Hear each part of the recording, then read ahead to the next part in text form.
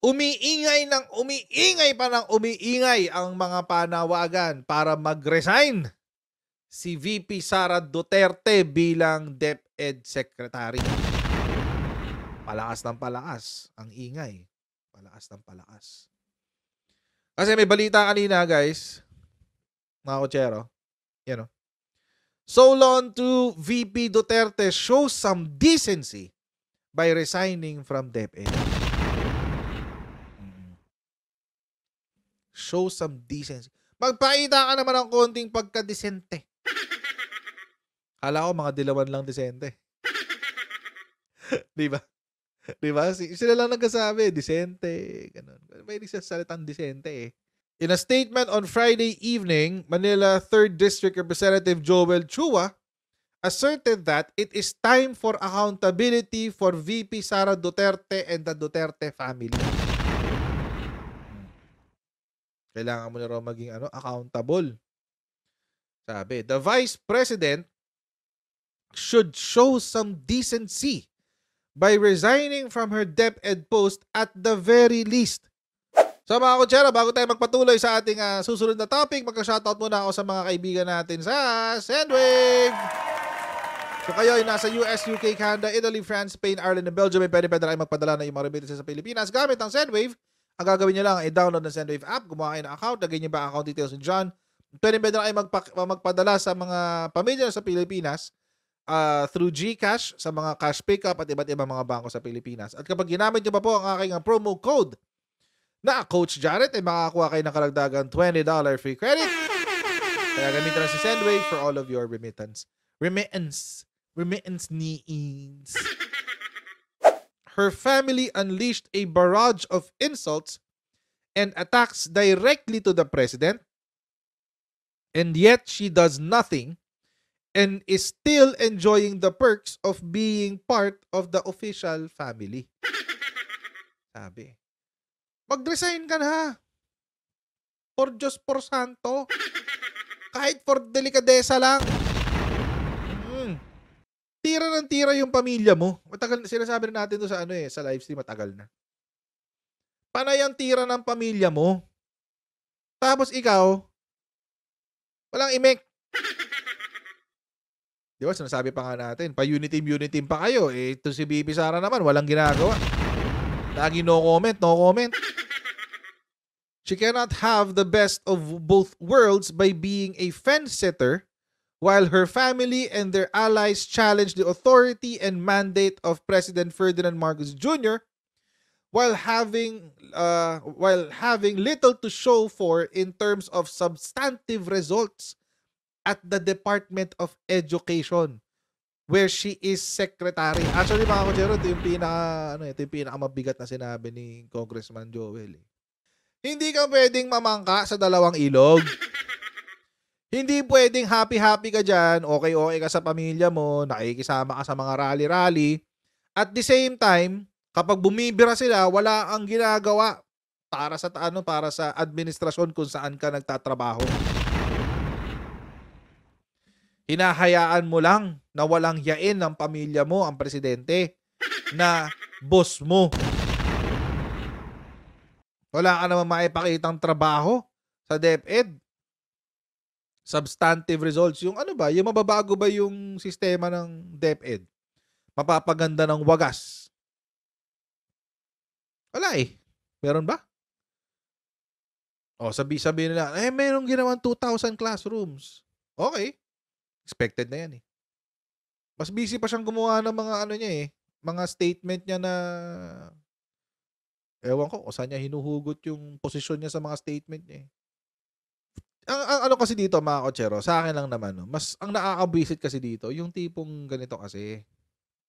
Pinakita ko na ito kahapon sa inyo, pero ulitin ko lang just to emphasize the point. Ganito yung tatay mo, umpisa pala ng kampanya nyo. Tapos, hindi pa doon natapos, okay lang sana kung doon tapos na eh. Diba? Natalo si Bongo. Nag-withdraw si Bongo, hindi kasi kinaya, lakas si BBM eh. Imagine mga kotsero, magkasama na si PBBM, si VP Sara, nandyan na rin si Bongo. Kung totoo na Duterte ang nagpapanalo kay VP Sara at kay PBBM, di dapat lahat nung kumandidato si Bongo, walang makukuhang boto to si babagsak sa survey si PBBM. Bakit? Hindi naman natin ine-elect ang presidente tsaka vice presidente na magkasama eh. Pwede naman na yung mga DDS, iboto si Bongo, tapos si VP Sara, vice president. Pwede yun eh. Ano nangyari? Nung kumandidato si Bongo, meron siyang, nagstay pa siya for around 1 or 2 months yata if I'm not mistaken. Pinalipas muna niya yung Christmas hanggang New Year if I'm not mistaken. Pinalipas niya ang Christmas sa New Year bago siya nag-withdraw. Anong ibig sabihin? Inobserbahan muna nila. Kung bababa yung suporta kay PBBM, tapos tataas yung suporta kay Bongo. Bakit? Meron kang ang VP Sara eh. May VP Sara ka dito, may Bongo ka. Bawa to si PBBM nasa taas, si VP Sara, ganun. So bakit dun sa 2-3 months na yon o sa 2 months na yon? Sa 2 months na yon, hindi tumaas ang numero ni Bongo kung talagang DDS ang nagpanalo kay PBBM. Ano naman yun eh. So yun, malabo talaga, malabo pa sa sabaw ng puset na mga DDS nagpapanalo kay PBBM. Kasi kung ang mga DDS ay sobrang loyal talaga kay Digong, dapat hindi pala naipanalo. Dapat naisulong nila si Bongo kahit paano. Kasi hindi. But anyway, going back. Ayun na nga. Dito pa lang, dapat medyo nagsasalita na si VP Sara dyan. Nung kumakandidato. Tapos, nagkaroon nito yung bangag. Alam naman na natin to. Ilang beses ko na pinapakita sa inyo to eh. Yung bangag. Nagkaroon yan. Nag-comment si VP Sara? Hindi. Tumawa-tawa pang araw? Tumawa-tawa pang araw. Andyan ba si Senator Amy? Nandyan. See? Nakakainis yun. Kahit ako let's say kapatid ko, kumampi sa ibang tao, over me. Alain mo yun. Hindi ko kumampi sa akin kapatid ko. Ganon. But anyway. So, hindi siya nagsalita. Tapos, eto pa. Iyakin ka pala eh. Iyakin ka eh. Bongbong Marcos, iyakin ka eh. Pro-America kasi eh. Nagsalita ba si VP Sara? Hindi. Ano ba naman yung ipagtanggol mo? Yung presidente mo. Total naman, nag-usap kayo, na kayo unity team, etc. etc. Ano ba naman yung ipagtanggol mo yung presidente mo? Hindi ba mahirap bang gawin yun? Pwede mo sabihin, hindi ako naniniwala, hindi ako agree na ang presidente ko ay isang iyakin o crybaby. So, mahirap bang gawin yun? Hindi. May change of strategy. Kasi lumalabas, ang laki ng lumalaki na rin yung galit ng tao sa mga Duterte. Tapos, meron silang ganitong drama, 'di ba? Meron mga Sara resign, etc. etc. So, siguro nararamdaman na rin ng mga Duterte na nagagalit na sa kanila yung taong bayan. As in yung totoong taong bayan hindi yung mga feeling taong bayan lang pero hindi naman talaga. Tulad ng mga CPP, NPA, yung mga DDS, gano'n. Feeling masa, feeling taong bayan pero hindi naman talaga. But anyway, so nararamdaman na nila yung galit. So ano ngayon ang bago nilang strategy? Ito bago strategy. Hindi naman ako anti-Marcos. Huh? Sabi ni Digong. Hindi naman ako anti-Marcos eh. Tapos mong sabihin to? Pagkatapos mong sabihin to, bigla mo sasabihin hindi ka anti-Marcos. Tigas naman ng Fez. Nararamdaman na nila na nauubos, nalalagas na ang suporta ng taong bayan sa kanila. Nararamdaman na nila. Mali kasi yung timing nyo, inagahan nyo ng sobra-sobra eh. Masyado kayong nakinig sa advice ng kung sino man dyan nakapaligid sa inyo. Dapat di kayo nakikinig dun.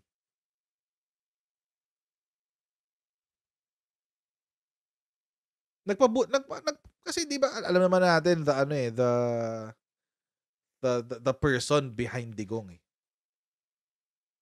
Wag na tayo magbulahan pa. Kilala natin 'yun. Ngayon, siya wala kayong naririnig na batiko sa kanya.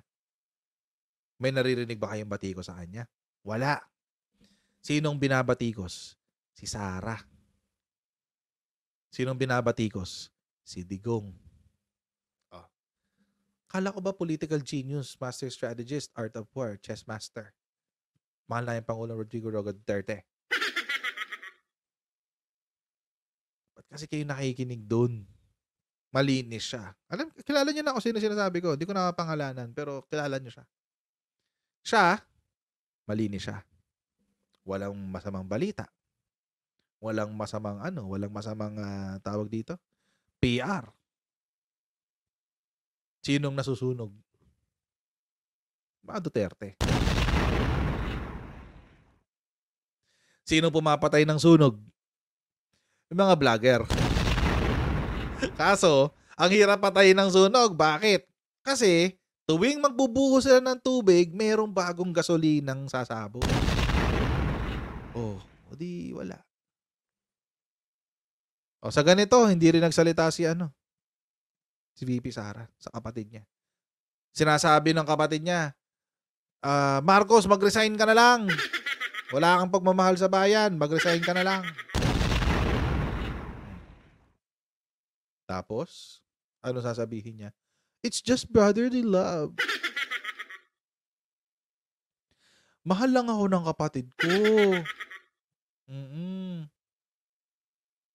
I can only surmise that he is coming from a place of brotherly love, coupled with the common sentiment that I do not deserve the despicable treatment that I am receiving from some sectors within the circle of the president. Biktima ka bigla. Kaya ngayon, mga kotsero, lumalakas na yung yung panawagan na mag-resign na siya. Lumalakas talaga. Una, sa mga kampo lang ng mga dilawan yan. Itong dalawa, yan. Itong una. Pero, hindi ko pinapansin yan. Kasi, syempre mga dilawan yan eh. Ba't ko papansinin yung mga dilawan? Hello? Doon lumabas to, madan na naman sa rally ng SMNI. Tapos sa rally ng SMNI, ganun din yung panawagan. Marcos, mag-resign ka na. Marcos, bangag. Sasampalin ko si Lisa, etc. etc. Ganun, di ba?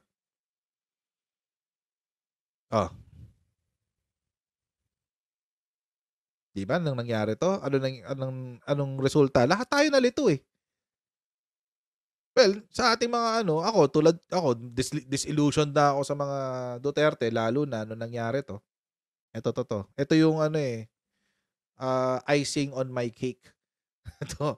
Pero last year nung inumpisahan nila yung yung distab nila last year, doon na ako nag-umpisa parang what the heck. Anyway, kung matagal na kayong audience sa live stream ko, alam niyo na yung kwento ko na yun. Anyway, marami nagtaka. Bakit ka nandyan?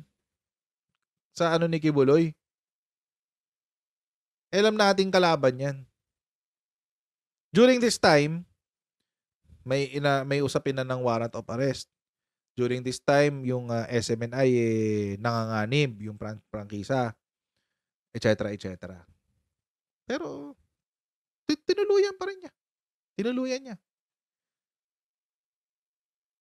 Hindi kasi nagpapakita ng suporta tong si Sara eh.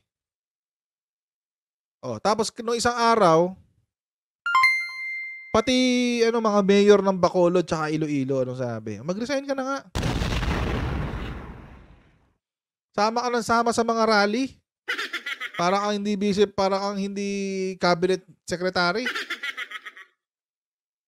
Kung VP siya, kung exclusively VP lang, walang problema.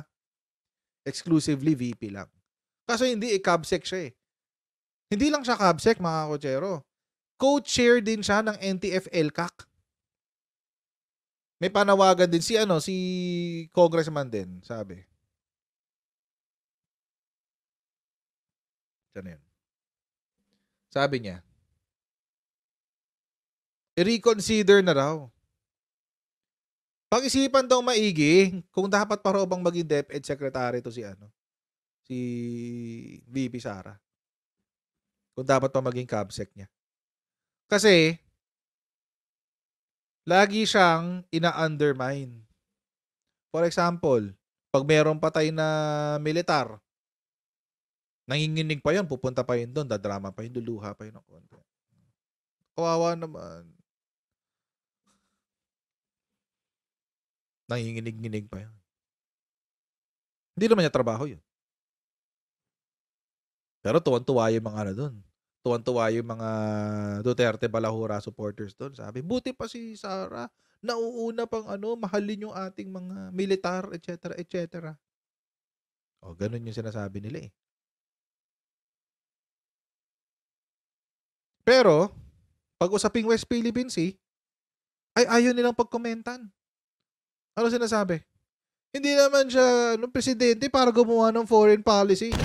Sino may sabi sa inyo hinihingian siya ng foreign policy? Wala naman nagsasabi na magbigay siya ng foreign policy. Ang sinasabi lang ng mga Pilipino, magsalita ka. Magsalita ka. Walang humihingi ng polisiya sa'yo. Hinihingi ng taong bayan, magsalita ka sa issue. Because this is a national security issue. At bilang pangalawang pangulo, pag may nangyari sa presidente at ikaw ang uupo, anong i-expect namin? Wala eh. Wala. Tapos si BBBM, pinagtatanggol pa rin siya hanggang ngayon. Oh, magkasama sila sa PNPA kahapon. Alam niyo mga kotsero, sa akin talaga, hindi ko mapigilang isipin na this is just a power play. It's a power struggle. Ang problema dito mga kotsero, si BBBM, hindi naman niya kailangan maipag-agawa ng kapangyarihan. Siya na yung presidente. Ba't pa siya maipag-agawa ng kapangyarihan? Conflicts between the Philippines, Marcos and Duterte families have increased, with public insults and accusations being hurled. Amid this feud, President Bongbong Marcos's soft response has sparked curiosity, possibly explained by his debt of gratitude debt belief, given that his 2022 presidential campaign was boosted by Sara Duterte's withdrawal from the presidential race. Yet whatever the reasons behind the Marcoses' non-response, this feud may threaten the success of his presidency. Sinasabi, utang na loob daw, bayad utang na loob daw, kahit hindi naman. Nagtataka talaga ako, bakit palaging Marcos ang may utang na loob sa mga Duterte? Tulad nung sinasabi nila, kung walang Duterte, hindi malilibing sa libingan ng mga bayani si Marcos. Ha? Kung walang Marcos, walang Duterte na magdedesisyon na ipalibing si Apo Lakay sa libingan ng mga bayani. Wala tayong pag-uusapang VP Sara ngayon. Kung walang Marcos, kung walang Amy Marcos noong mga panahon na yun.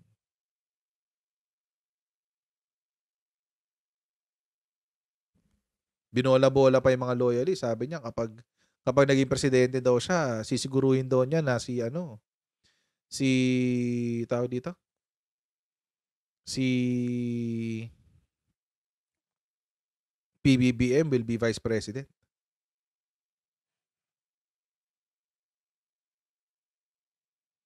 And besides, Supreme Court anong decide? Hindi si Digong. Tapos si Digong ang nagtitake ng credit. No. Ito pa. Yung sa presidential campaign daw, 'di ba? Ito yung sinasalsal nila nila Harry Roque na daw, kung tumakbo daw presidente si VP Sara, sigurado talo daw si BBBM. Sino may sabi sa inyo? At babalikan ko rin yung argumento ko kahapon, hindi nyo nga may panalo si Mocha. Si Mocha nga hindi niya na ipanalo. Mocha Uson. 5 million ang followers nun guys sa Facebook. 5 million. Harry Roque ba nanalo? Hindi. Panelo ba nanalo? Hindi.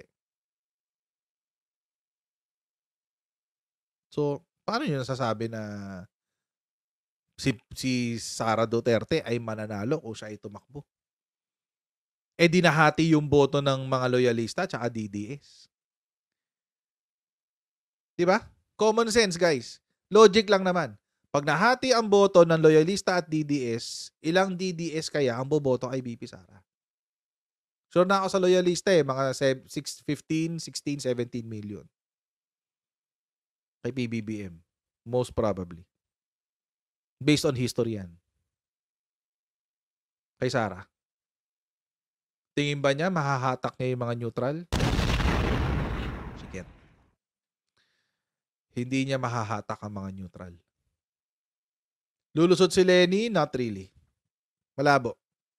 With her showing doon sa sa elections, sa campaign niya, with her showing, malabo rin.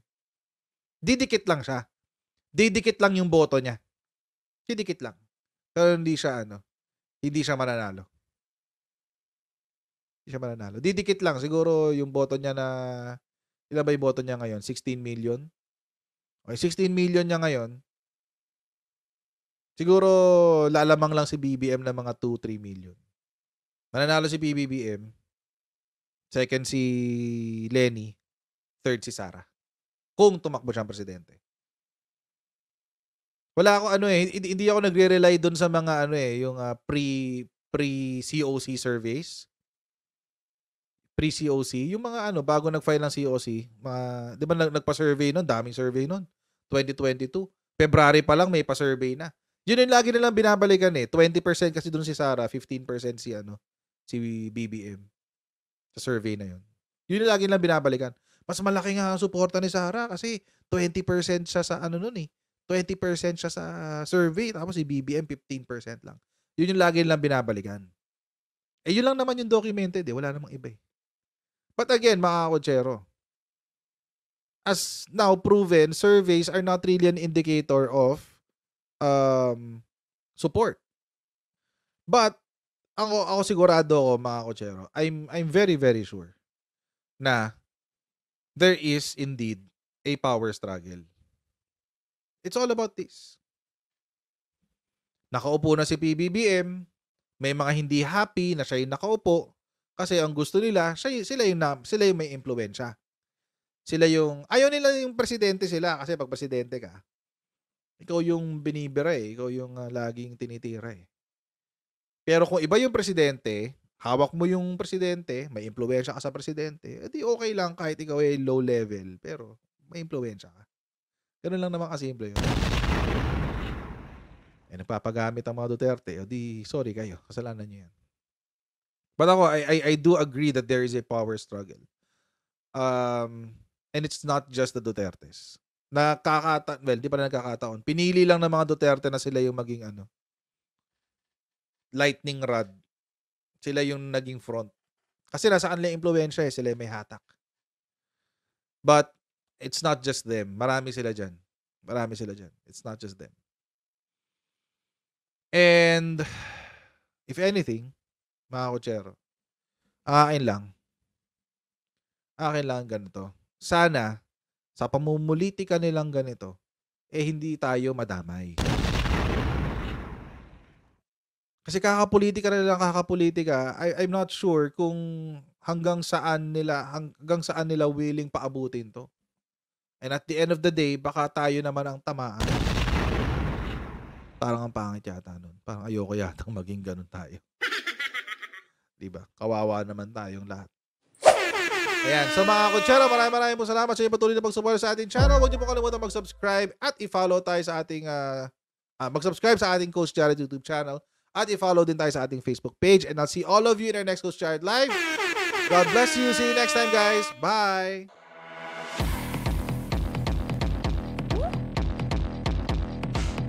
Pag ganun, huwag natin gawing tanga mga Pilipino. Mas maganda kasi nasa lugar ka ng tama kaysa yung pinipilit mo yung pagkakamali.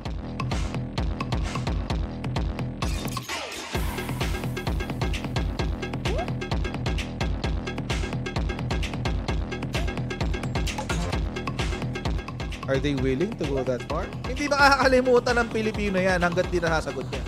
Sino ngayon nagsasabi ng totoo?